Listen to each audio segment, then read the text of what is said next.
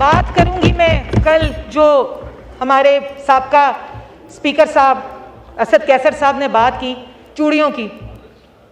Hot topic है जी, करनी भी चाहिए। और मैं भी कल बजट सैशन मुक्का ते चूड़ियां लैन चली गई। 3 साल पाइया नहीं सन, अपने लिए ली तो याद आया कि असद कैसर साहब के लिए भी ले लूं, तो उनके लिए भी मैं तोहफा लाई, क्योंकि वान में दुपट्टे ओढ़े तो ये फिरते हैं, लेकिन इन्होंने कल चूड़ियां की तशबीह की औरत की कमजोरी के साथ। तो मुख्तसरन कहना चाहूंगी कि ये जो हाथ चूड़ियां पहनते हैं, बाय इलेक्शन डस्का का तो इनको याद होगा। वो अपने जोरे बाजुओं पे जो इनका हशर करके अल्लाह के फजल के करम के साथ और डस्का की अवाम के वोट की ताकत के साथ मैं ये आई थी, इनके 14 तबक रोशन करके आई। इनकी तकरीरों से जो ये करते हैं फॉर्म 45 और 47 की, कभी लगता है कि गैरत शायद रूह अफ़ज़ा में घोल के पी गए हैं। इनको 2018 का इलेक्शन याद नहीं है, और डस्का का इलेक्शन जो इन्होंने बक्से चोरी किए वो भी एजाज अल्हम्दुलिल्लाह पीटीआई को हासिल है, हमें नहीं। जब कहीं बाहर से कोई डेलीगेशन या यूनिवर्सिटी के स्टूडेंट्स यहाँ के वाहन में बैठते हैं, इनका अपना तमाशा शुरू हो जाता है।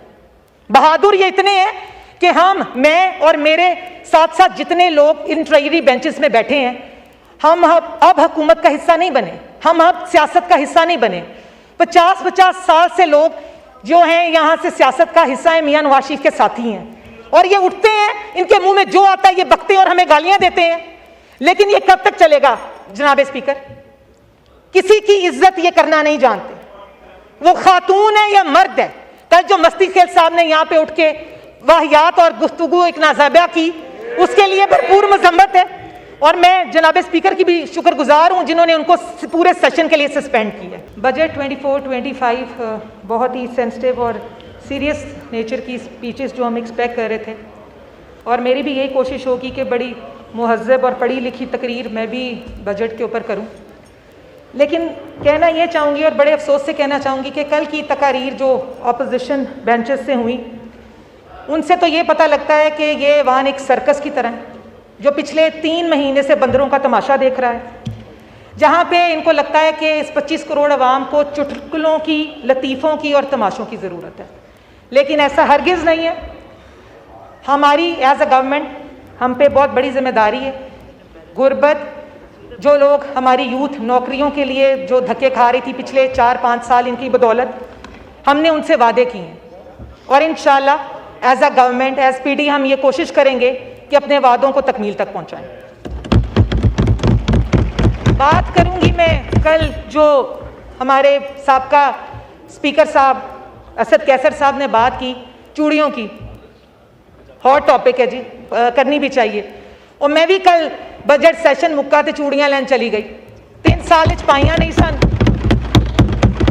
अपने लिए ली तो याद आया कि असद कैसर साहब के लिए भी ले लूं, तो उनके लिए भी मैं तोहफा लाई, क्योंकि वान में दुपट्टे ओढ़े तो ये फिरते हैं, लेकिन इन्होंने कल चूड़ियां की तशबीह की औरत की कमजोरी के साथ।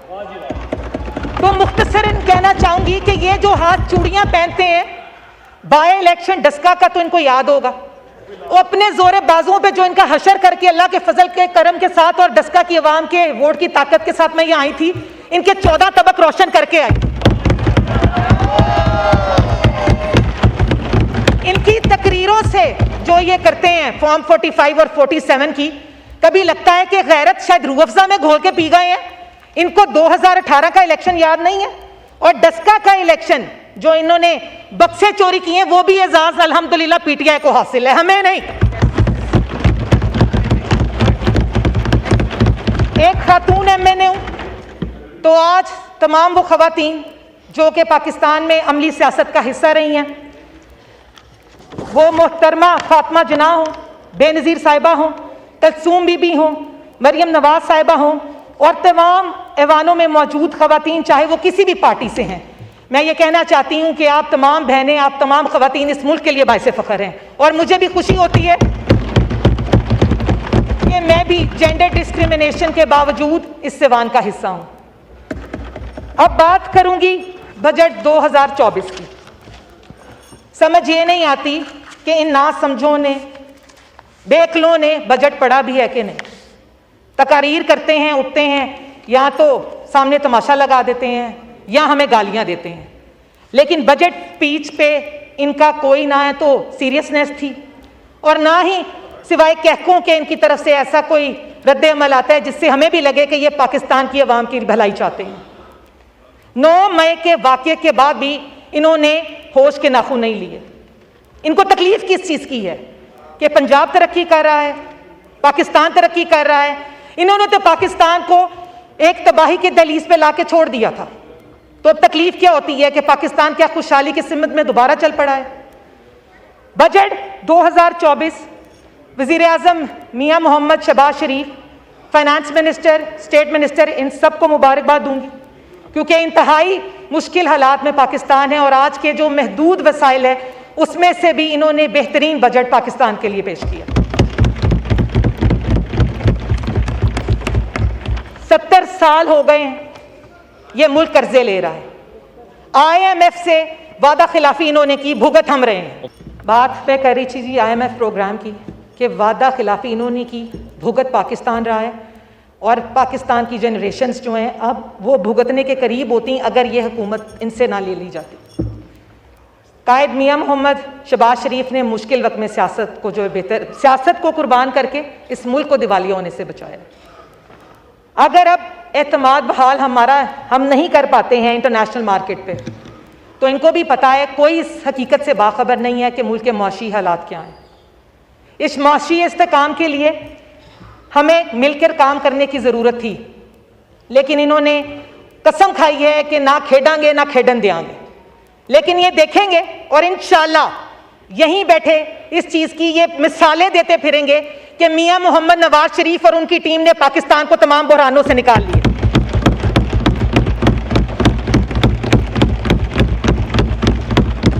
बजट 2024 में खवातीन के लिए बिस्प में कामयाब और रिकॉर्ड जो है वो इस्तफाक फंडिंग की गई है।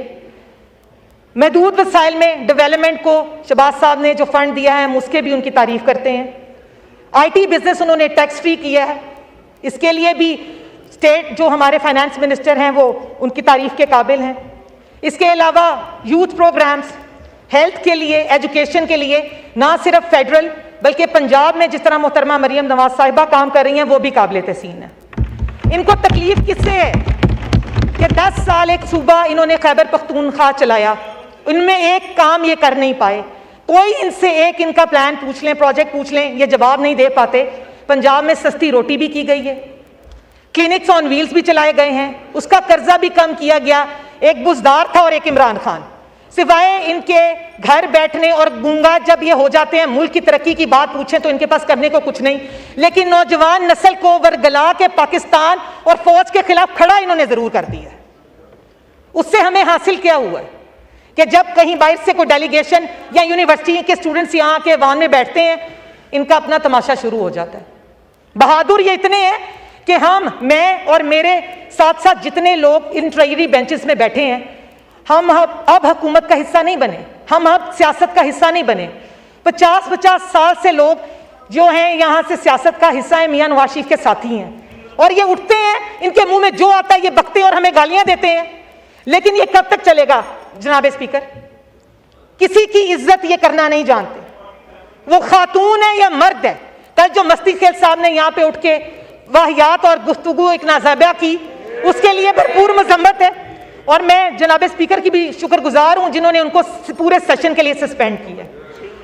अब बात यह है जनाब स्पीकर कि हमें सिर्फ इस मुल्क का सोचना है, इस 25 करोड़ अवाम का सोचना है, इसमें रहने वाले उन गुरबा का सोचना है, उन खवातीन का सोचना है, उन माजूरों का सोचना है जो कि हमसे उम्मीदें लगाए बैठे हैं। और मुझे पूरी उम्मीद है कि मियां मोहम्मद शहबाज शरीफ और मरियम नवाज साहिबा कायदे पाकिस्तान मियां मोहम्मद शहबाज शरीफ की उस गाइडेंस में इंशाल्लाह वो प्लान जरूर लेके आएंगे जो कि इस मुल्क की खुशहाली का बाइस बनेंगे। आखिर में मैं कुछ अशार अपने मुस्लिम लीग नून के शेरों के लिए और कायद मियां मोहम्मद नवाज शरीफ की नजर करना चाहूंगी, क्योंकि ये फॉर्म 47 के रटू तोते हर वक्त हमें सुनाते ही रहते हैं कुछ ना कुछ। आज ये भी सुने।